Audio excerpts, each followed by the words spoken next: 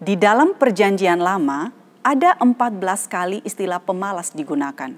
Semuanya muncul di kitab Amsal. Nah, penulis Amsal mengamati bahwa dosa ini, yaitu kemalasan, adalah sesuatu yang berkembang begitu luas, yang pada faktanya dipandang sebagai sesuatu yang kurang berbahaya atau dianggap sebagai hal yang sepele. Tapi tentu saja saudara, hal ini tidak sepele.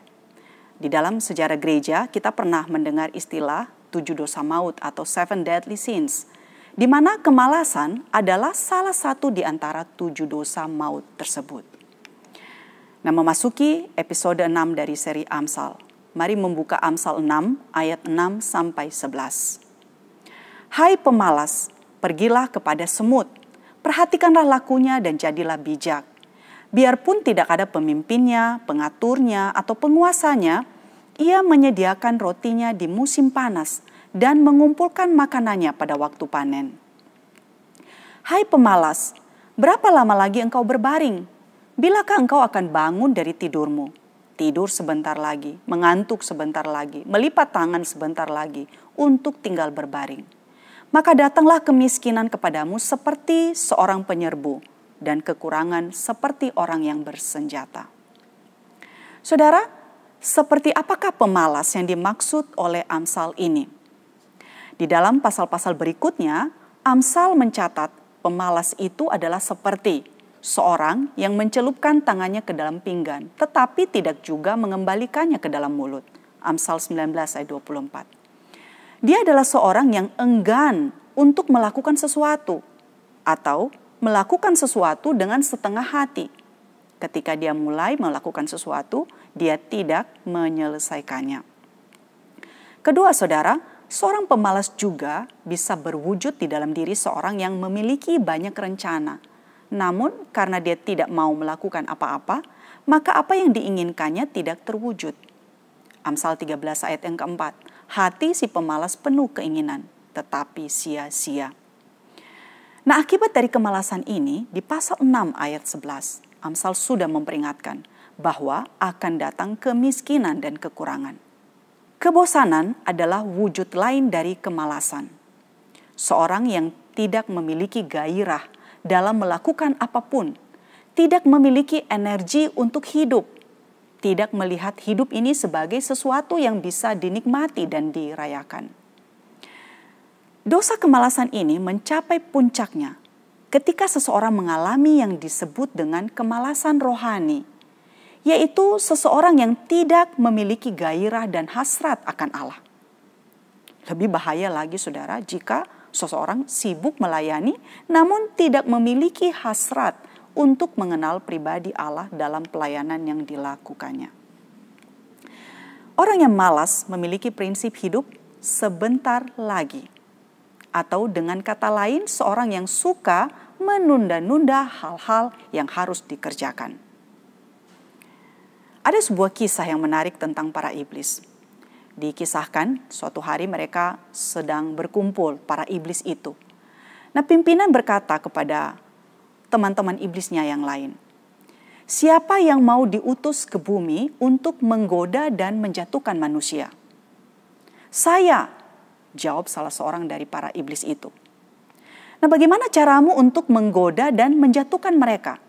Tanya si pimpinan iblis itu.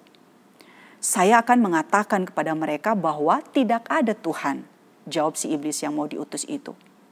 Namun saudara, pimpinan iblis berkata cara itu tidak akan berhasil. Manusia sudah tahu bahwa Tuhan itu ada. Pimpinan iblis berkata lagi, siapa yang mau diutus ke bumi? Salah seorang iblis yang lain menjawab, saya bersedia. Pimpinan iblis bertanya kembali, apa yang akan kamu lakukan untuk menjatuhkan manusia? Si iblis menjawab, saya akan mengatakan bahwa Tuhan itu ada, namun mereka terlalu berdosa dan tidak layak untuk datang kepada Tuhan. Wah, cara itu tidak akan berhasil, jawab si pimpinan iblis. Mereka sudah punya Alkitab yang mengatakan kepada mereka bahwa Allah itu Maha Kasih, dan Kristus mengampuni mereka melalui kematiannya di atas kayu salib. Pimpinan iblis bertanya lagi, siapa yang mau diutus ke bumi? Para iblis terdiam. Setelah beberapa menit kemudian, seorang iblis yang lain berkata, "Saya bersedia diutus." Pimpinan iblis berkata, "Baiklah, apa yang akan kamu lakukan?" Iblis yang bersedia diutus itu berkata, "Saya akan mengatakan kepada mereka bahwa Tuhan itu ada. Saya akan menyuruh mereka untuk mendengarkan Injil sesering mungkin, sebanyak yang mereka suka.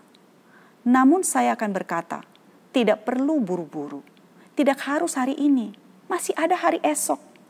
Tidak perlu buru-buru untuk baca Alkitab, mendengarkan firman, atau datang kepada Tuhan dan meminta ampun untuk dosa-dosa kepada Tuhan. Mereka bisa melakukannya besok, atau besok lagi, atau bahkan bisa minggu depan, atau bulan depan, atau tahun depan." Seluruh iblis yang sedang berkumpul itu mengangguk-ngangguk kepala, memberikan aplaus kepadanya. Pimpinan iblis berkata, "Pergilah, engkau pasti akan berhasil." Saudara, seorang pemalas berkata dalam hatinya, sebentar lagi dia akan menunda setiap pekerjaan dan setiap kesempatan yang ada dan tidak menyadari bahwa waktu sudah berlalu. Penulis Amsal mengingatkan seorang yang malas untuk belajar dari semut, binatang yang kecil itu, yang walaupun tidak ada pemimpin atau pengaturnya, sekalipun tidak ada yang mengawasi, mendikte, atau memerintahkannya, ia menyelesaikan pekerjaannya dengan baik. Dia bahkan mengumpulkan makanan di waktu panen. Mereka menggunakan kesempatan mengumpulkan makanan pada waktu panen karena waktu itu untuk mengumpulkan makanan begitu terbatas dan kesempatan itu tidak selalu ada. Terakhir saudara, mengapa kemalasan ini adalah suatu dosa di mata Allah?